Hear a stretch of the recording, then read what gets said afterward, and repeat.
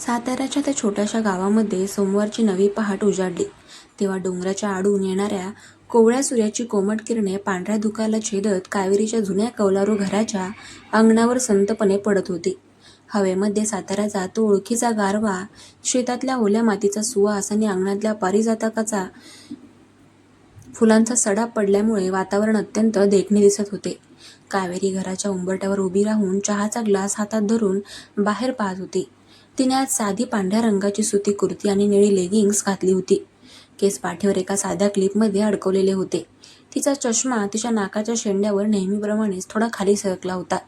बाहेरून ती जितकी शांत दिसत होती, तिच्या मनामध्ये तेवढेच भावनांचे काहूर माजले होते. मुंबईच्या त्या रेडिओ स्टुडिओमध्ये या रॉकस्टारने तिच्या निष्ठेवर, तिच्या चारित्र्यावर घेतलेला संशय तिच्या काळजाला थेट चिरून गेला होता. तो आघात, ती वेदना इतक्या सहजासहजी एका चहाच्या कपावर किंवा 2 दिवसांच्या पश्चातापाने पुसली जाणे शक्य नव्हती. नात्यामध्ये प्रेम असणं वेगळं, पण ज्या विश्वासाचा पायाच एका खोट्या पेपरच्या तुकड्यामुळे हादरला, तो विश्वास पुन्हा मिळवण्यासाठी मंदारला खूप मोठी अग्निपरीक्षा द्यावी लागणार होती. कावेरीने मनाशी दगड ठेवला होता. ती इतक्या लवकर वितळणार नव्हती. तिने अंगणामध्ये पाहिलं तर मंदार त्या लाकडी बाकावर बसून आपले आखडलेले हातपाय चोळत होता. रात्रभर बाहेर साताऱ्याच्या थंडीमध्ये आणि हलक्या पावसामध्ये उघड्यावर राहिल्यामुळे त्याचे संपूर्ण अंग दुखत होते. पण त्याच्या डोळ्यामधला तो हट्टीपणा आणि कावेरीला परत मिळवण्याचा ध्यास अजिबात कमी झाला नव्हता. त्याने काल घातलेला तोच राखाडी टी-शर्ट आणि ट्रॅक पॅन्ट घातली होती. लांब केस वाऱ्याने पूर्णपणे विस्कटलेले होते. भारतातील सर्वात मोठा गायक, ज्याच्या एका इशाऱ्यावर मुंबईतल्या मखमली गाद्या हजर व्हायच्या, तो आज एका साध्या बाकावर कुडकुडत बसला होता. कावेरी संत पावले टाकत अंगणामध्ये आली. तिने चहाचा ग्लास मोरीपाशी ठेवला आणि कमरेवर हात ठेवून मंदार समोर उभी राहिली. तिचा आवाज कमालीचा कोरडा आणि व्यावसायिक होता. मिस्टर मंदार, आजची सकाळ झाली आहे. तुमची विहिरीवरची कालची फजिती मी पाहिली. मला वाटतं आता तरी तुमचा रॉकस्टारचा इगो जागा झाला असेल आणि तुम्हाला समजले असेल की हे गाव, ही साधी राहणी तुमच्यासाठी नाहीये. चला, गाडी काढा आणि सरळ मुंबईचा रस्ता पकडा. तिथे तुमचे फॅन्स तुमची वाट पाहत असतील. माझ्या आयुष्यात आता तुमचा कोणताही रोल उरलेला नाही. कावेरीने डोळ्यातले दुःख लपवत त्याला सुनावले. मंदार बाकावरून उठून उभा राहिला. त्याचे पाय थंडीमुळे आणि रात्रीच्या जागरणामुळे हलकेसे लटपटत होते, पण त्याने स्वतःला सावरले आणि कावेरीच्या अगदी जवळ आला. दोघांमध्ये केवळ काही इंचाचे अंतर उरले होते. मंदारने तिच्या डोळ्यांमध्ये पाहिले, जिथे राग कमी आणि सुमीच्या प्रकरणामध्ये मिळालेल्या जखमा जास्त दिसत होत्या. कावेरी, मी कालच तुला शब्द दिला होता की जोपर्यंत मला माफ तू करत नाहीस, जोपर्यंत तू मला माफ करत नाहीस आणि मुंबईला परत येत नाहीस, तोपर्यंत मी इथून एक पाऊलही मागे हटणार नाही. तू काल म्हणाली होतीस ना, या शेतामध्ये कामाला यावं लागेल. मी पूर्णपणे तयार आहे. मला शिक्षा दे, पण मुंबईला परत जा असं म्हणू नकोस. मंदारने अत्यंत मऊ आणि आर्त स्वरामध्ये सांगितलं. त्याचा हात नकळत तिच्या ओढणीच्या टोकाला स्पर्श करून गेला. तो एक हलका, रोमॅन्टिक पण तितकाच व्याकुळ करणारा क्षण होता. कावेरीचे हृदय एका क्षणासाठी वेगाने धडधडले, पण तिने झटकन स्वतःला सावरलं आणि मागे सरकली. शेतात यायचंय? बर, मग चला. आज आमच्या शेतामध्ये पाण्याच्या पाटीची साफसफाई करायची आहे आणि विहिरीवरून पिकांना पाणी सोडायचं आहे. खूप चिखल असतो तिथे. कपडे खराब झाले तरी रडायचं नाही. कावेरीने चेहरा कडक करत सांगितले. कावेरीने आपल्या पायामध्ये साध्या चपला अडकवल्या. हातामध्ये एक लहान विळा घेतला आणि ती अंगणातून बाहेर पडून शेताच्या नागमोडी वाटेने चालत झाली.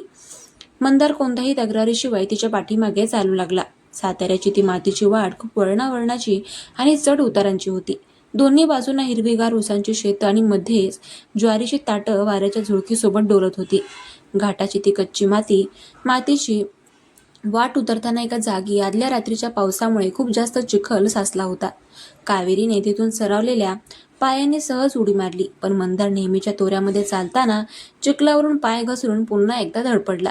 यावेळी तो थेट उताना पडला नाही, पण त्याचे दोन्ही हात आणि गुडघे पूर्णपणे चिखलामध्ये माखले. अरे देवा, पुन्हा तेच! मंदारने आपल्या चिखलाने माखलेल्या हातांकडे पाहत अत्यंत वैतागून म्हटले. कावेरी तिथून मागे वळाली. तिने मंदारचे ते चिखलात माखलेले रूप पाहिले. त्याचा चेहरा खूप केविलवाणा आणि मजेशीर दिसत होता. यावेळी कावेरीला स्वतःच्या भावनांवर ताबा ठेवता आला नाही. जुने सगळे दुःख बाजूला सारून ती आपले दोन्ही हात कमरेवर ठेवून मान मागे टाकून मनसोक्त आणि खळखळून हसली. तिच्या या हसण्यामध्ये इतकी निरागसता आणि जिवंतपणा होता की मंदार स्वतःचे दुःख आणि चिखल पूर्णपणे विसरून फक्त तिच्याकडेच पाहत राहिला. तू हसलीस ना, मग माझं पडणं सार्थकी लागलं. तुझा हा चेहरा पाहण्यासाठी मी 1000 वेळा चिखलात पडायला तयार आहे, मंदारने चिखलात बसूनच अत्यंत हळूवार आणि रोमॅन्टिक आवाजामध्ये म्हटले. तिच्या लक्षात आले की ती खूप जास्त हसली आहे आणि तिच्या मनातला मऊ कोपरा बाहेर येतोय. तिने लगेच आपले हसू थांबवले, चेहऱ्यावरचे भाव गंभीर केले आणि चष्मा नीट करत म्हणाली, जास्त फिल्मी डायलॉग मारू नका, उठा तिथून आणि चला पुढे, शेतात पोहोचायला आधीच उशीर झालाय. दोघे शेतात पोहोचले. कावेरीने मंदारला पाण्याच्या पाटापाशी नेले, जिथे वाळलेल्या पालापाचोळा आणि चिखल साचल्यामुळे पाण्याचा प्रवाह अडकला होता. हे बघा, हा सगळा कचरा हाताने काढून बाजूला करायचा आहे, जेणेकरून विहिरीचे पाणी थेट उसाच्या पिकापर्यंत पोहोचेल. समजलं? हो, खूप सोपं आहे हे, मंदार म्हणाला आणि त्याने उत्साहाने पाटात हात घातला. पण जसा त्याने कचरा काढायला सुरुवात केली तसं त्याला जाणवलं की चिखलाच्या आतमध्ये लहान लहान खडे आणि गवत खूप घट्ट रुतले होते. त्याच्या नाजूक गिटार वाजवणाऱ्या बोटांना तो चिखल टोचूच लागला. त्याच्या उजव्या हाताला आधीच चर्चगेटला काच लागल्यामुळे पट्टी बांधलेली होती, त्यामुळे त्याला अजूनच वेदना होत होत्या. पण त्याने तोंडातून अवाक्षरही काढले नाही. कावेरी लांब उभी राहून झाडाच्या सावलीमध्ये अतिशय बारकाईने त्याच्याकडे लक्ष ठेवून होती. तिच्या नजरेमध्ये त्याच्या हाताची पट्टी आणि त्याचे कष्ट पाहून एक सुप्त वेदना लपली होती. पण तिने स्वतःला बजावले की इतक्या लवकर मी विश्वास ठेवणार नाही. तास दीड तास निघून गेला. मंदारचे कपडे पूर्णपणे चिखलाने माखलेले होते. पाण्याच्या पाटाचा मार्ग आता पूर्णपणे स्वच्छ झाला होता. कावेरी शांतपणे चालत त्याच्या जवळ आली. तिने तिच्या पर्समधून एक स्वच्छ पांढरा रुमाल काढला. तिने तो थेट त्याच्या हातामध्ये देण्याऐवजी नकळत स्वतःचा हात पुढे केला आणि मंदारच्या कपाळावर आलेला घाम आणि चिखलाचा डाग हलक्या हाताने पुसला. त्या अचानक झालेल्या स्पर्शाने दोघेही स्तब्ध झाले. मंदारने जागेवरच तिचा हात पकडला. त्याच्या चिखलाने माखलेल्या हाताचा स्पर्श तिच्या नाजूक मनगटावर झाला. दोघांच्या नजरा एकमेकांना भिडल्या होत्या. हवेतला गारवा जणू काही क्षणांसाठी नाहीसा झाला. कावेरी, मला अजूनही तोच आदर आणि प्रेम तुझ्या डोळ्यांमध्ये दिसतंय. मग हा अबोला का? मंदारने विचारले. कावेरीने अत्यंत हळुवारपणे पण खंबीरपणे आपला हात त्याच्या पकडीतून सोडवून घेतला. तिच्या डोळ्यांमध्ये पुन्हा एकदा ते जुने दुःख दाटून आले. स्पर्श आणि भावना खोट्या नसतात मंदार, पण डोक्याने घेतलेले निर्णय जास्त टिकतात. हा रुमाल घ्या आणि चेहरा साफ करा. मी विहिरीची मोटर सुरू करते, ती म्हणाली आणि मागे वळून विहिरीच्या स्टार्टर रूमकडे गेली. दुपारचे 2 वाजून गेले होते. शेतामध्ये काम करून मंदार पूर्णपणे थकला होता. त्याचे पाय थकव्याने कापत होते.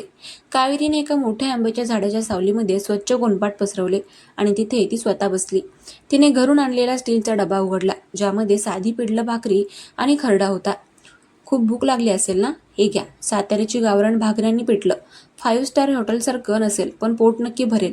कावेरीने एक भाकरी आणि पिठलं मंदारच्या पुढे केलं. मंदारने अजिबात नखरा न करता तो पहिला घास तोंडामध्ये टाकला. पिठल्याचा तो झणझणीत चव आणि खरड्याचा तिखटपणा थेट त्याच्या जिभेला लागला. बाप रे, खूप तिखट आहे हे, पण पण खूप चविष्ट आहे, मंदारने डोळ्यामध्ये पाणी आणत पण मनापासून हसत सांगितलं. कावेरीने त्याला पाण्याची बॉटल दिली. तिखट खाण्याची सवय नाहीये ना तुम्हाला, म्हणून असा त्रास होतोय. मुंबई तर फक्त पास्ता आणि सॅलड खात असाल मुंबईमध्ये. मुंबईत खूप काही खात होतो कावेरी, पण अशी शांतता आणि अन्नाची चव, खरी चव कधीच मिळाली नव्हती. आज कळतंय की माणूस खरी शांतता कुठे शोधतो. मंदार भाकरीचा दुसरा घात घेत अत्यंत नैसर्गिकपणे म्हणाला. दुपारचे जेवण आटोपल्यानंतर मंदारला त्या आंब्याच्या झाडाच्या थंड सावलीमध्ये आणि वाऱ्याच्या झुळकीमुळे कधी डोळा लागला हे त्याचं त्याला सुद्धा समजलं नाही. तो तिथेच गोनपाटावर आडवा झाला आणि गाढ झोपी गेला. कावेरी तिथेच बसून त्याच्या त्या शांत चेहऱ्याकडे पाहत होती. त्याच्या कपाळावर अजूनही हलका घाम होता. केस विस्कटलेले होते आणि कपडे चिखलाचे होते. पण या अवतारातही तो तिला जगातील सर्वात सुंदर माणूस वाटत होता. तिच्या मनामध्ये आले की हा माणूस तिच्यासाठी एवढे कष्ट घेतोय, रॉकस्टारची इमेज विसरून चिखलामध्ये काम करतोय, म्हणजे त्याचे प्रेम नक्कीच खरे आहे. पण तिने लगेच स्वतःचे मन सावरले. नाही, अजून 2 दिवस याला अशीच कष्टाची सवय लावायची, तरच याला विश्वासाची खरी किंमत कळेल. इतक्या लवकर मी विश्वास ठेवणार नाही. संध्याकाळचे 5 वाजले होते. हवेमध्ये गारवा वाढू लागला होता. कावेरीने मंदारला हळूच जागे केले. मंदार, उठा, संध्याकाळ झालीये, आता घराकडे निघायला हवं. मंदारने डोळे उघडले आणि उठून बसला. त्याला काही क्षण समजलेच नाही की तो कुठे आहे, पण समोर कावेरीला पाहताच तो हसला. खूप छान झोप लागली आज. दोघे पुन्हा साताऱ्याच्या त्या मातीच्या वाटेने घराकडे परत आले. अंगणात आल्यावर कावेरीने मंदारला सांगितले, जा, आधी नळावर स्वच्छ आंघोळ करून घ्या. मी आतमध्ये रात्रीच्या जेवणाची तयारी करते. रात्रीचे 8 वाजले होते. साताऱ्याच्या आकाशामध्ये चंद्र पूर्णपणे वर आला होता आणि आजूबाजूला फक्त रातकिड्यांचा आवाज येत होता. मंदारने स्वच्छ कपडे घातले होते आणि तो अंगणातल्या बाकावर बसून गिटारच्या काही जुन्या तारा छेडत होता. घरातून कावेरी बाहेर आली. तिच्या हातामध्ये 2 गरम दुधाचे ग्लास होते. तिने एक ग्लास मंदारला दिला आणि ती बाकावर त्याच्यापासून थोडी अंतरावर बसली. कावेरी, आज रात्री मी पुन्हा बाहेर बाकावरच झोपणार का? मंदारने दुधाचा घोट घेत अत्यंत केविलवाणे आणि खोडकर नजरेने विचारले. कावेरीने खिडकीबाहेर पाहता आपले हसू लपवले. हो, बाहेरची हवा आरोग्यासाठी खूप चांगली असते असं म्हणतात. खूप खडूस आहेस ग तू, मंदार हसून म्हणाला आणि त्याने गिटार ब्रेक अत्यंत मऊ रोमॅन्टिक धून वाजवायला सुरुवात केली. तो साताऱ्याच्या त्या चांदण्या रात्रीमध्ये कावेरीच्या डोळ्यांमध्ये पाहत हळू आवाजात गाऊ लागला. त्याचे गाणे थेट तिच्या हृदयाला भिडत होते. कावेरी काहीच बोलली नाही. ती फक्त ग्लास हातात धरून त्याचे ते गाणे ऐकत राहिली.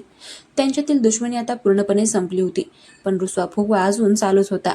त्या रुसव्यातही एक अत्यंत सुंदर, नैसर्गिक आणि रोमांसची नवी पहाट साताऱ्याच्या या निसर्गामध्ये संतपणे आकार घेत होती. कावेरीने त्याचे गाणे ऐकले तरी तिचा कडकपणा आणि अविश्वासाचा पडदा अजूनही कायमच होता.